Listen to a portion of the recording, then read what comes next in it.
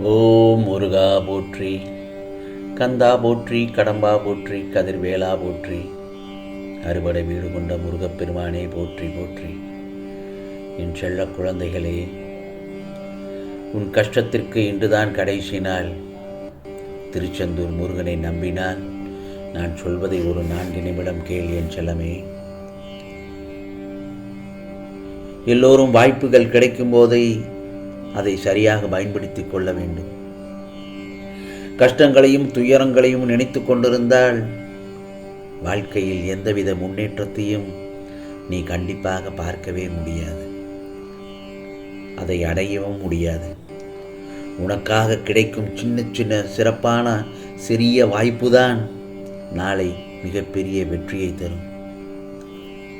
புரிகிறதா என் செல்லமே? வாய்ப்பு என்பது வடை மாதிரி, நாம் தான் அதை காக்கா போல தேடி போய் பிடிக்க வேண்டும். எதுவும் உன்னை தேடி உன் வீடு தேடி வரும் என்று காத்திருக்கக்கூடாது. சந்தர்ப்பங்கள்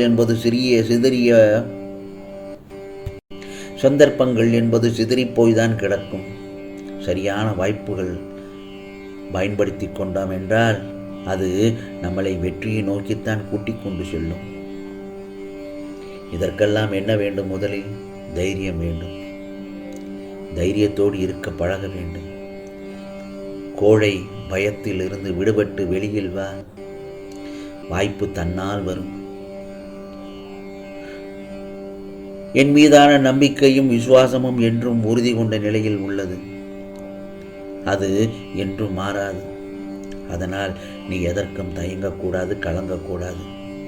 எத்தனை நாட்களுக்கு பிறகு சிலருடன் நீ பேசினாலும் பாசம் அவர்களிடம் அப்படியே தான் இருக்கும். அப்படிப்பட்ட ஓர் உறவு கிடைப்பது வரம்தான். அந்த உறவை பத்திரமாக கைப்பிடித்துக்கொள். வீழ்ந்தால் தன்னை தூக்கிவிட யாரும் இல்லை என்று உணர்ந்தார்கள். எடுத்து வைக்கும் ஒவ்வொரு அடியையும் யோசித்து வைப்பார்கள். வாழ்க்கையில் நாம் நிறைய கஷ்டப்பட்டு விட்டோம். கடன் சுமை, கல்யாண தடைகள், நோய்கள், பிரச்சனைகள், பிரிந்து சென்றவர்கள், உறவு பிரச்சனை, சொத்து பிரச்சனை, இப்படி ஒவ்வொருவருக்கும் ஒவ்வொரு விதமான பிரச்சனை. அப்படி இருக்கும் பட்சத்தில் எதை பற்றியும் கவலைப்படக்கூடாது. பிரச்சனை நினைத்து கவலைப்பட்டால் அதற்குரிய முடிவு கிடைக்காமலே போய்விடும். ஆனால் முடிவு கிடைக்க வேண்டும் என்றால் அதற்கான தீர்வுகளை நாம் தான் யோசித்து செய்யும்போது ஏதாவது ஒரு வகையில் உனக்கான வாய்ப்பு, அதாவது நமக்கான வாய்ப்பு கிடைக்கச் செய்யும்.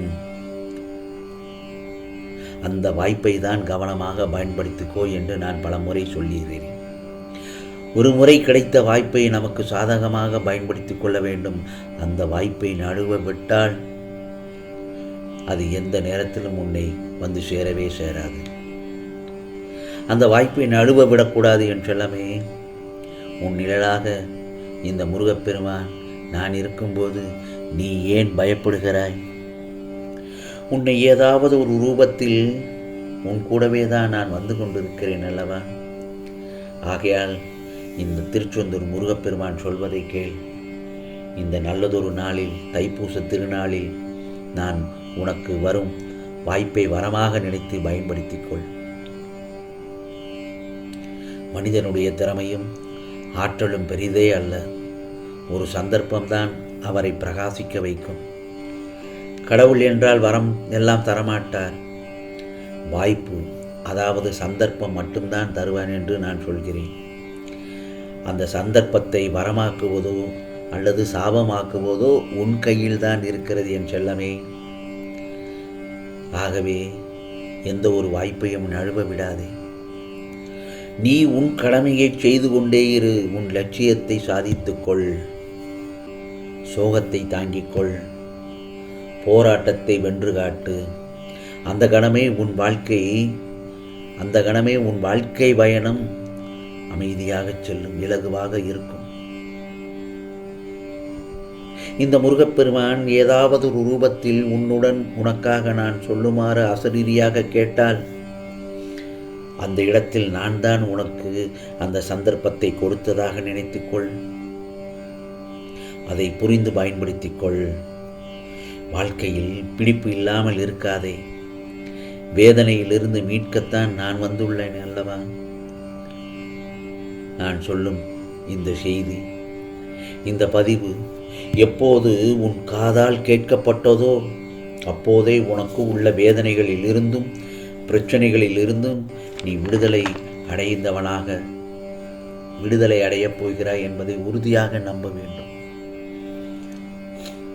இந்த செய்தியை கேட்டதும் உனக்கு உன் முருகப்பெருமான் உன்னையும் உன் குடும்பத்தையும் அன்புடன் பாதுகாப்பேன் என் செல்லமே.